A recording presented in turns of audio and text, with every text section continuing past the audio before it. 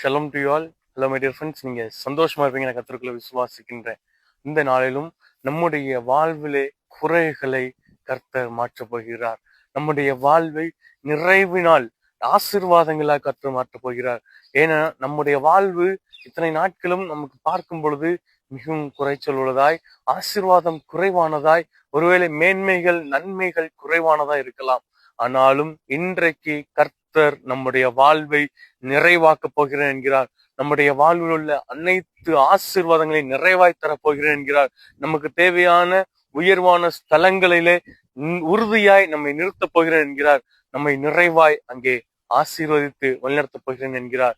எனவே நம்முடைய வாழ்வில் உள்ள குறைவுகள் எல்லாம் மாற்றப்போகிறேன் என்பதை உணர்ந்தவர்களாய், ஒருவேளை நீங்க யோசிக்கலாம், நான் எவ்வளவு அதிகமாய் அழுதுருக்கேன், இவ்வளவு அதிகமா அலைந்திருக்கேன், என்னுடைய வாழ்வு இவ்வளவு அதிகமாய் பிரச்சனைகளுக்குள்ள இருந்திருக்கு அப்படின்னு நீங்க யோசிக்கிற அந்த யோசனைகள், ஒருவேளை நீங்க யோசிக்கலாம், எனக்கு நான் இவ்வளவு அதிகம் முயற்சி செய்த சில காரியங்கள், சில நபர்கள் என்னை விட்டு போயிட்டாங்க, நான் எவ்வளவு அதிகமா பிரயாசப்பட்டேன், எவ்வளவு அதிகமா அன்பு செலுத்தினேன் அப்படின்ற அந்த சிந்தனைகளை கர்த்தர் அறிந்திருக்கிறார்.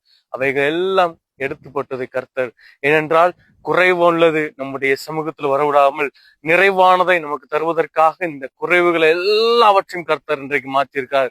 எனவே அவருடைய வார்த்தை விசுவாசிக்கிறவர்களாய், கர்த்தர் நிறைவாய் நிறைவுள்ளவர்களாய் நம்மை மாற்றப்போகிறார் என்பதை உணர்ந்தவர்களாய் இந்த நாளை மகிழ்ச்சியோடு துவக்கும். தேவன் தாமே நம்மை ஆசீர்வதிப்பார். God bless you all.